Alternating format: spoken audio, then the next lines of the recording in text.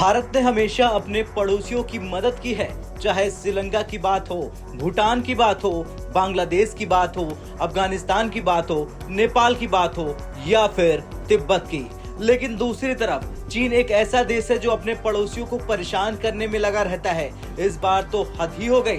दरअसल इस बार चीन ने तिब्बतियों के आध्यात्मिक गुरु दलाई लामा पर हमला करने की कोशिश की है। जी हाँ, इस बात का खुलासा हुआ है तिब्बत केंद्रित साइबर सुरक्षा विश्लेषकों की टीम की ओर से जारी एक रिपोर्ट में।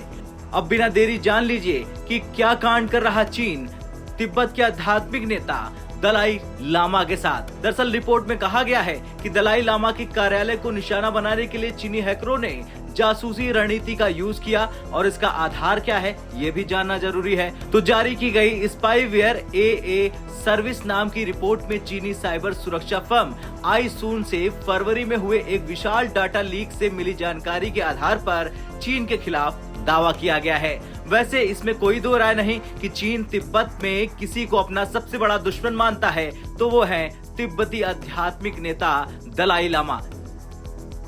इसी वजह से चीन ने अपने हैकरों से ये काम करवाया।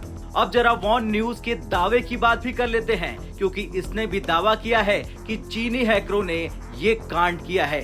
तो इसके मुताबिक पहली बार जब चीनी हैकरों ने बड़ी मात्रा में जानकारी एकत्र की है, वो उनके और उनके सामाजिक नेटवर्क में महत्वपूर्ण सुरक्षा जोखिम पैदा कर सकती है।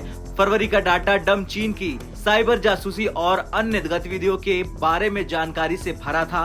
लीक हुए दस्तावेज से पता चलता है कि निजी कंपनी आईसून के ग्राहकों में चीनी पुलिस, चीन का सार्वजनिक सुरक्षा मंत्रालय और पीपुल्स लिबरेशन आर्मी शामिल है।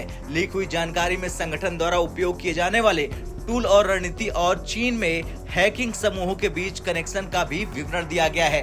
बता दें कि चीन के राजनीतिक और सामाजिक परिवेश में तिब्बत के आध्यात्मिक गुरु दलाई लामा का स्थान हमेशा से विवादित रहा है। इससे पहले चीनी अधिकारियों और आधिकारिक मीडिया ने दलाई लामा को निशाना बनाया था। उन पर आरोप लगाते हुए कहा गया था कि वो चीन के आंतरिक मामलों में हस्तक्षेप कर रहे हैं। चीन के राष्ट्रपति और पार्टी के नेता शी जिनपिंग ने हाल ही में दलाई लामा और उनके समर्थकों को चीनी संविधान और कानूनों का उल्लंघन करने का आरोप लगाया। उन्होंने कहा कि दलाई लामा का तिब्बत में चीन के खिलाफ नीतियों को बढ़ावा देने की कोशिश हो रही है। इसके अलावा चीनी मीडिया ने भी उन्हें धार्मिक विमर्शों में हस्तक्षेप करने का आरोप लगाया। दूसरी ओर दलाई लामा और उनके समर्थक इसे विवादास्पद और अनुचित मान रहे। उन्होंने चीन के प्राचीन और अत्याचारी शासन प्रणाली का विरोध किया है, जिसमें तिब्बत के स्वतंत्रता और धार्मिक स्वतंत्रता के लिए लड़ाई जारी है। उनके समर्थकों का कहना है कि चीन उन्हें आतंकवादी और देशद्रोही तरीके से चित्रित करने का प्रयास भी करता है।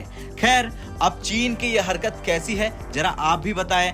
आखिर तिब्बत में घुसपैठ करने वाला चीन तिब्बत के ही आध्यात्मिक गुरु को कैसे देशद्रोही बना सकता है, और क्या दलाई लामा के साथ इस तरह के बर्ताव के बाद भारत इसे बर्दाश्त कर पाएगा? आप कमेंट कर जरूर बताएं। ब्यूरो रिपोर्ट, भारत तक।